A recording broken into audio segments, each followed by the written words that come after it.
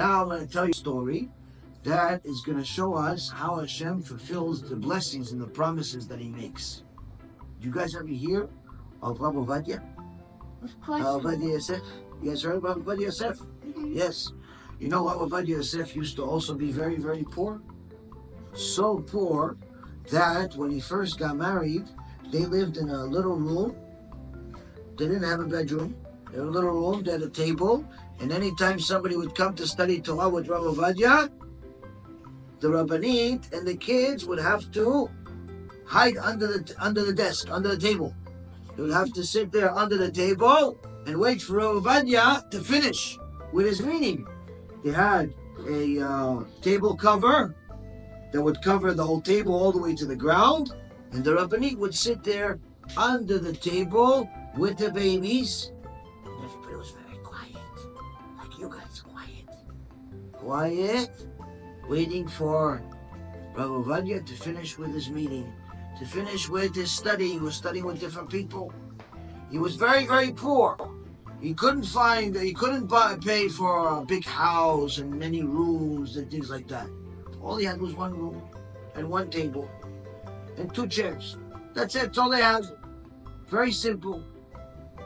But the Mishnah in Masechet Avot says, anyone who learns Torah through the difficulties, through the distractions of, when someone is poor with time, or poor with health, or poor with money, or poor with anything, where they have difficulties, and they still study Torah, and a lot of Torah, during that time, Hashem will eventually bless them to be able to study Torah to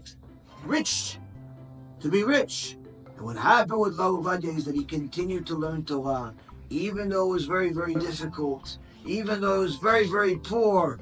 And eventually, Rabbi Ovadia, when he published his first book, people were so amazed at his wisdom of Torah that they publicized the book everywhere. Even the people that were not keeping Torah and mitzvot were impressed. They gave him an award, a national award, recognizing how they have such a Gaon living among them.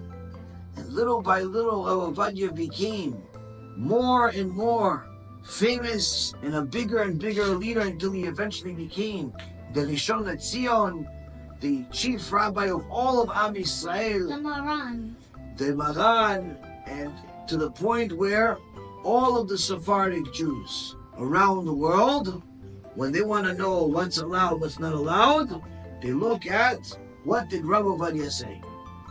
What did Rabbi Ovadia say? So he became rich with Talmidim. He became rich with Sfarim. He became rich with Torah, and even became rich with money.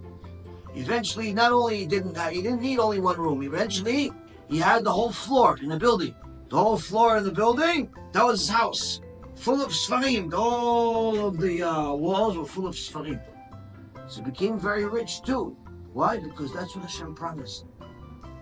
Because he overcame the obstacle and he didn't become jealous of other people like Zimri, who became jealous of Moshe Rabbeinu. He didn't go and sin and do bad things because things weren't like what he liked, like Zimri did.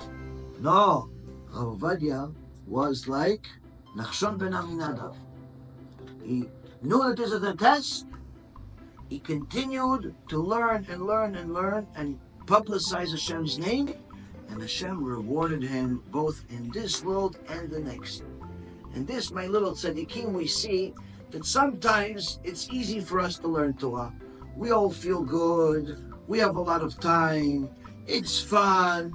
But sometimes it's harder to learn Torah. Sometimes we don't feel good. Sometimes there's distractions. Sometimes there's all types of difficulties. If somebody wants to be a big tzaddik, they have to be the one that learns Torah and fulfills the Torah and does what Torah says, no matter what. Even when it's difficult, even when they don't feel good, even when there's people telling them, don't do it, we don't listen to them. We go and we listen to the Torah, and Be'ezrat Hashem, Hashem will reward us. Zakim Buchim, Hashem bless you, and Be'ezrat Hashem will continue to grow in Torah and Maasim Tovim. Let's say, thank you to Hashem for the Shiur Torah. 1, 2, 3.